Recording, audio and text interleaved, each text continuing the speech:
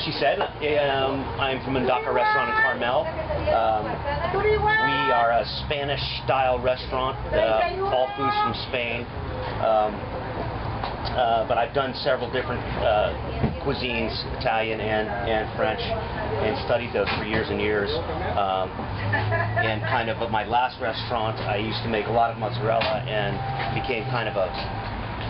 became sort of a cult dish on my menu. People would follow me around the county, and they would actually say, you know, it would be when I took it off the menu at the end of tomato season, people would scream, and then starting about May, people would say, when are you going to make the mozzarella? When are you going to put that on the menu? So, hence, I still make it at my Spanish restaurant. So anyway, and I actually did Spanify the dish a little bit. It used to just be basil oil. Now it's a combination of mint, basil, and cilantro. And I've added this is the oil that I use. That's the oil with the herbs in it. And then I took a little apple cider vinegar and saffron and sugar and cooked it down and made what's called a gastrique. And so it actually really works well with the tomatoes. It just happens to work out really tasty. It gets the sweetness and the little acid that it has because the tomatoes that we get locally here are so sweet. It actually punches them up a little bit. So it's really cool. I'm starting with whole milk curd, which looks like that. I've sliced it. It's the curd separated from the whey. I'm not so hardcore that I have to go milk my own cows and make my own curd. So I do buy this curd. And if you wanted to get this curd, I think if you bug somebody, you can get it online. But I think if you bug somebody at the cheese department in Whole Foods, eventually they get it for you because it's pretty readily available for me. All right, and what I've got is almost boiling water here. And I've sliced the curd up about a ½ inch thick. And I'm going to heat the curd up with fresh water. There's no salt in here. This is just water. Just straight up water. And then basically the process is I'm gonna kind of melt the curds, and then I'm going to start forming layers in the cheese that are going to hold the cream in the cheese. And then in the last step, we're going to go into a 33% saline solution bath, cold saltwater bath, that does two things. It puts skin on the outside of the cheese and holds all the cream inside, but it also seasons the cheese on the outside as well, and so it keeps the cream from escaping. There's a nice little skin on there. This is where we need the little mirror behind me so you can see what I'm doing. I'm just going to imagine I'm moving this cheese around. We were thinking about doing a Jumbotron, actually. That's going to be at the next one. It'll be the Jumbotron market. But I'm basically just melting these curds. The finished product, I'll show you that in a second. But I'll try to pick this up high enough to see what's going on. You see it's starting to melt a little bit? And I'm just kind of getting it into it. It's cow. Yeah, there is a guy that does buffalo milk curd in Los Angeles, but I don't think he sells it. He only uses it for himself. His own company. I think he actually makes and sells buffalo mozzarella. The advantage to buffalo mozzarella, basically, the reason that you can eat a lot of buffalo cheese and not get too full is the milk's a lot leaner. So there's not quite as much fat as there is in this milk. So it's not uncommon in Italy to sit down and eat an entire ball of mozzarella or two after dinner and not really feel that as full, as you would if you tried to do that with this cheese. They're not indigenous. No. Fly with cheese.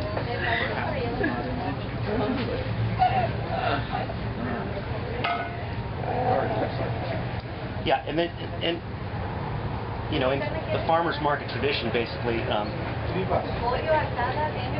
in Italy, when you don't go to the cheese store to buy mozzarella, you go to the butcher shop.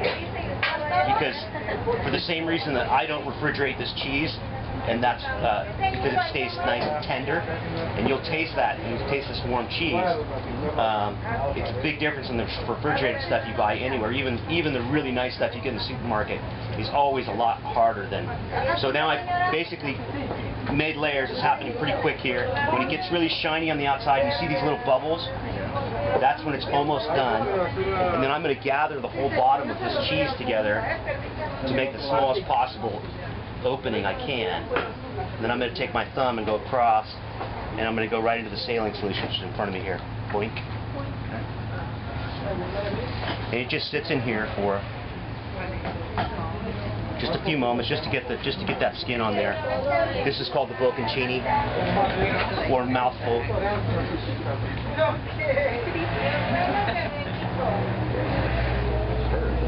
And that's really it. Yeah, it's not a hard process, definitely. But wait till you taste it.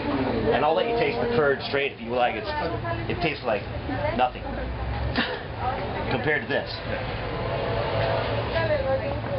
You don't remember what went into the gastrique, the saffron? The saffron gastrique, apple cider vinegar, saffron, and Oil? no, sugar. A little bit of sugar just to make a syrup, basically.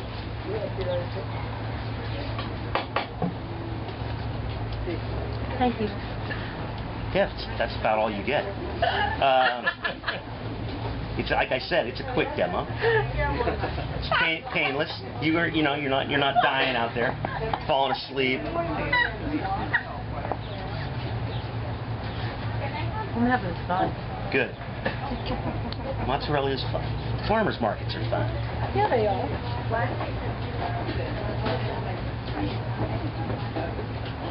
Okay, I'm going to make some taste for you guys right now. I'm using a special sea salt from England called Maldon. Super, you probably can't see it, but it's super crystally. So it's basically an eating salt for this type of salads and things like that. You wouldn't really cook with it. I've already set up some tomato. This is why I need my assistant. Can you make the salad? I'll be over here making the salad.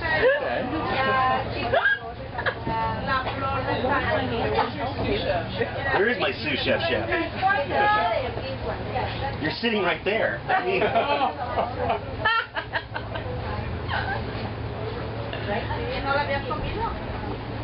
Any questions about the mozzarella process?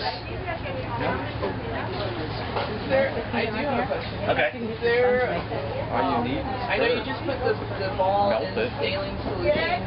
Right. Is it beneficial to keep it in there longer? Or No, actually it's not. It gets super salty, and it gets and I try to use it to room temperature too, because what happens is it chills the cheese, and that's exactly what we're trying not to do. That's why we make the cheese at the restaurant twice a day, because we want it to be room temperature. Refrigeration is your enemy. Mundaka, yeah, she said Carmel Valley, which is incorrect actually, but it's in Carmel on San Carlos between Ocean and 7th. It's in back in a little one of those little cute. Behind what? It's behind Thrawn's Liquors, next to Oh, yeah, we know what that is. Wells Fargo Bank. Yeah, back in the corner. A little hard to find, but it's worth it. Enough people must go. All right.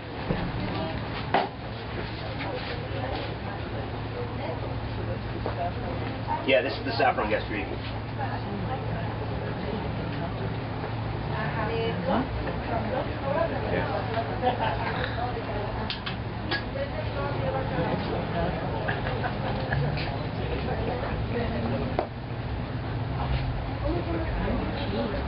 Get Joey there.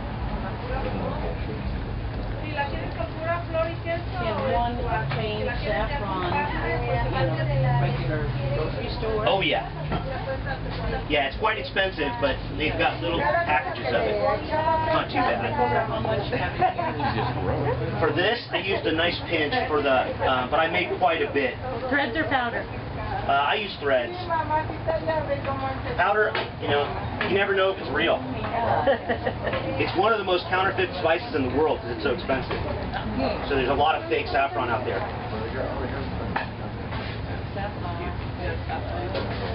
Yeah, turmeric, you know, it's yellow. They just, you know, they do a lot of hocus pocus.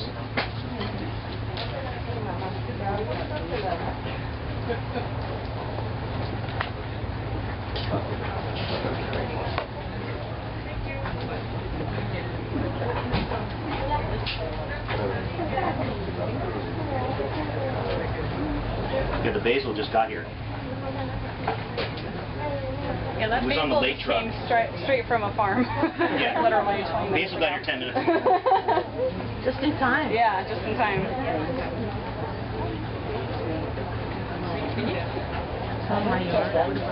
And then the famous salt. And the tomatoes are from our farmers as well. Obviously not what's sold in. Tomatoes are tasty. Pepper. Definitely not sweet.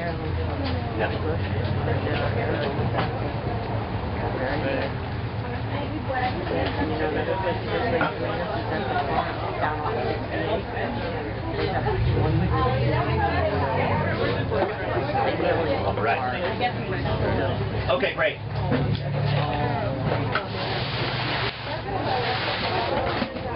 Are you going to pass for me? Okay. We can all pass. Ta-da! Your crowd of less than 50 is impressed and very happy to see you. It's growing, look.